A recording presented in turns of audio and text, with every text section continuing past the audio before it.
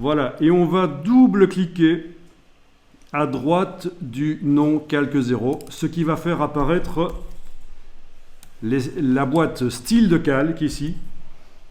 Et parmi les styles de calque, oui, on a la possibilité de mettre du biseautage, de l'ombre, etc.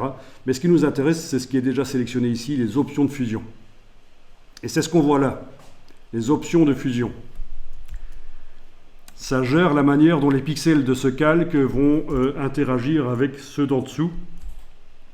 Et alors, ce qui nous intéresse plus particulièrement ici, c'est ces deux curseurs qui permettent de rendre transparente une partie du calque.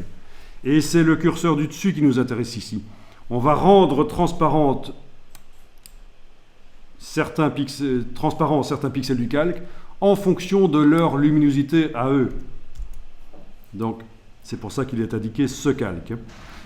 On utilise très rarement celui d'en dessous, en fait.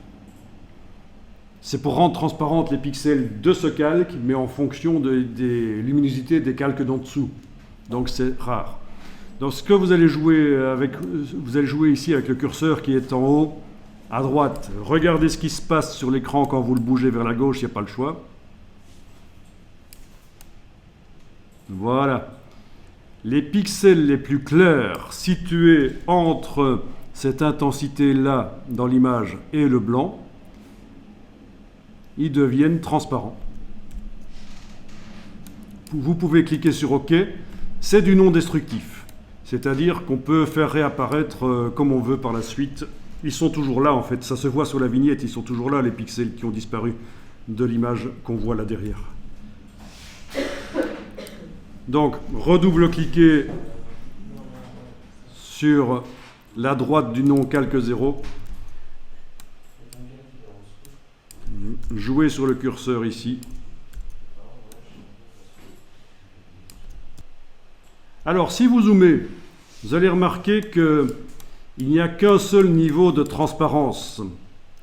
Soit les pixels de l'image apparaissent, oui, ils apparaissent, soit ils n'apparaissent pas.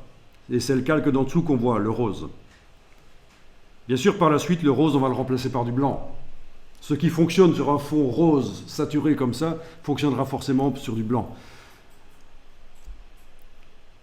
Donc un seul niveau de transparence, vous voyez, c'est pour ça qu'on a cet aspect un peu, voilà, comme ça. Alors, on va faire une transition, différents niveaux de transparence, et pour ça, vous allez devoir prendre la touche Alt et séparer le curseur en deux. Touche Alt et séparer le curseur en deux. Et là, vous allez voir que vous arrivez à rendre, à faire, voilà, différents niveaux de transparence. C'est pas évident de les positionner. C'est pas évident de les positionner, mais voilà. Là, j'utilise Alt roulette et la barre d'espacement pour voyager pendant que je suis dans la boîte des options de fusion là. Et alors si vous zoomez, vous devriez voir qu'il y a plusieurs niveaux de transparence possibles là. Voilà. Comment tu fais pour zoomer avec la boîte? Alt roulette pour zoomer en avant, en arrière.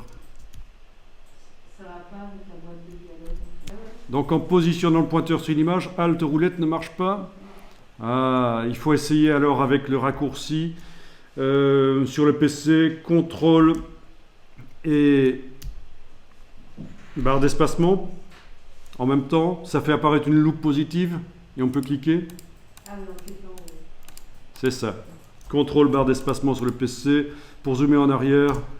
Alt barre d'espacement ou Alt CTRL barre d'espacement.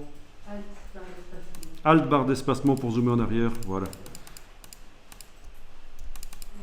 Vous voyez, c'est des raccourcis à connaître.